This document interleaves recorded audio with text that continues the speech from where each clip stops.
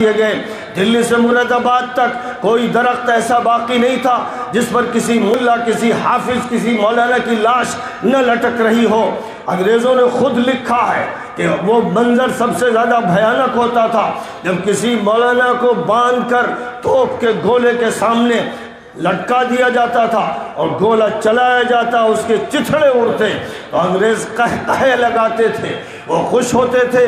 تو یہ وہ قربانیاں ہیں جو اس ملک کے لیے سب سے پہلے علماء حق نے دی ہیں، کیونکہ ظاہر ہے کہ وہ اس نبی کے وارث ہیں، وہ لاسٹ پروفٹ محمد صلی اللہ علیہ وسلم، جنہوں نے پوری دنیا کی آزادی کی تحریک مکے سے چلائی اور مدینہ منورہ میں اس کا نظام قائم کیا، پھر پورے عربین پیننسولا کو آزاد کیا۔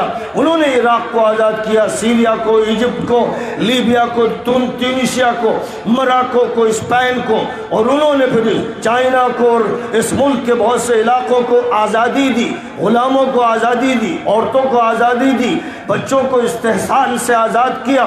اور اس کسی بھی ملک میں جو ظلم کر رہی تھی، جو طاقتیں جن کے ہاتھ میں پاور تھی، انہوں نے جو استحصال اور ایکسپلائٹیشن کر رکھا تھا، اس کے خاتمے کے لیے اسلامی تحریک اٹھی تھی اور یہ اس کا مشن ہے۔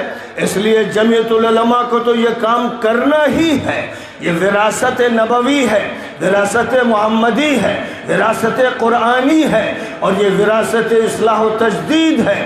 اس کام کو انجام دینا ہے، ہر سطح پر ہمیں کام کرنا ہے۔ بہت بڑا میدان ہے اور اس میدان میں کام کو آگے بڑھانا ہے۔ اس ملک میں یاد رکھیے کہ سناتن دھرم ہے، یہ سناتن دھرمی ملک ہے۔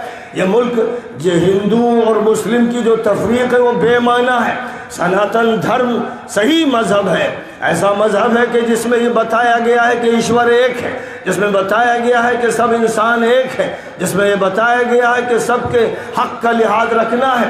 اس سناتن دھرم کی حفاظت کی ضرورت ہے، اور یہ سناتن دھرم اسی طرح حفاظت اس کی جا سکے گی کہ علماء بھی یہ بتائیں کہ ویدوں میں کیا لکھا ہے، گیتا میں کیا لکھا ہے، اپنشد میں کیا ہے، پرانوں میں کیا لکھا ہے، اور لاسٹ پیغمبر کے بارے میں کیا کہا گیا ہے، لاسٹ بک کے بارے میں کیا کہا گیا ہے۔ لوگوں کو معلوم ہونا چاہیے۔